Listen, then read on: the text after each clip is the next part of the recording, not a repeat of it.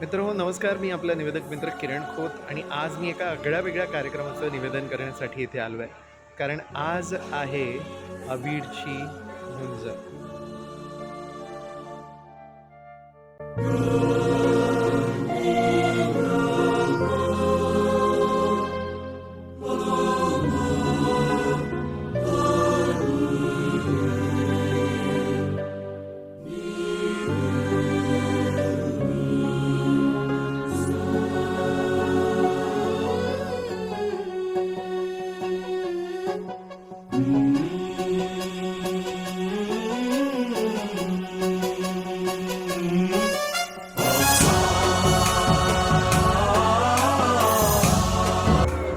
ज्या कार्यक्रमासाठी आज आपण आलोय, उपनयन संस्कारातला हा दुसरा विधी.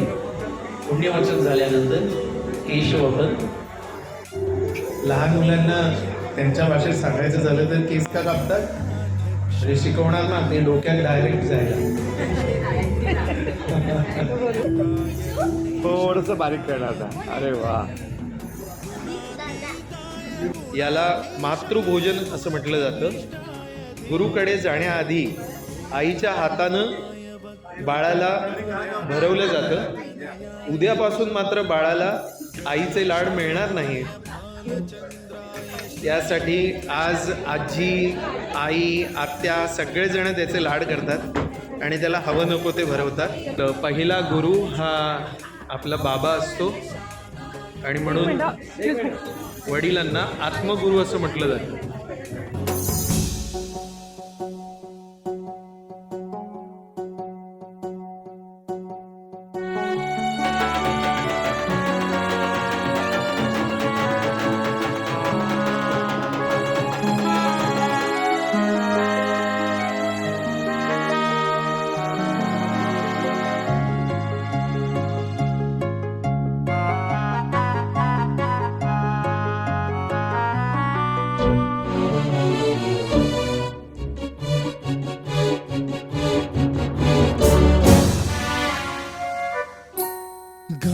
चतुराय गान प्राणाय गानांतरात्मने गानोत्सुकाय गानमत्ताय मनसे मामा मुलांना बंडूला आपल्या घेऊन जरा जोरदार टाळ्यांनी आपल्या नवरदेवाचं स्वागत करूया.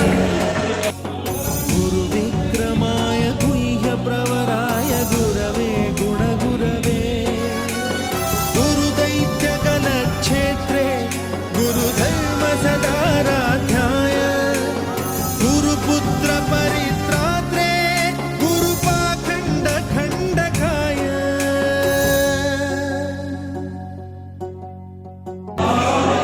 अर्धलग्न सोहळा बाबांच्या मांडीवर ठेवून गुरुच्या घरी उद्यापासून कायमचा जाण्याचा हा संस्कार.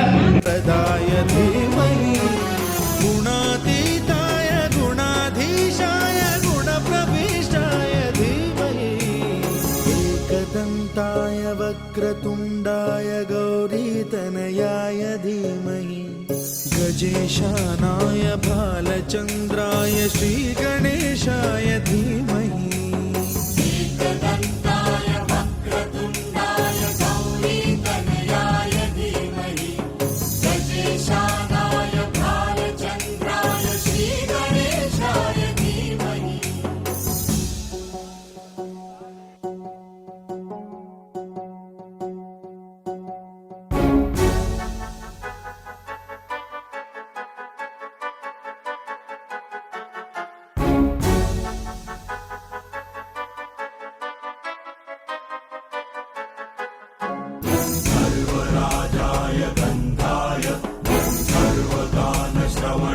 अबीर कसं वाटतंय?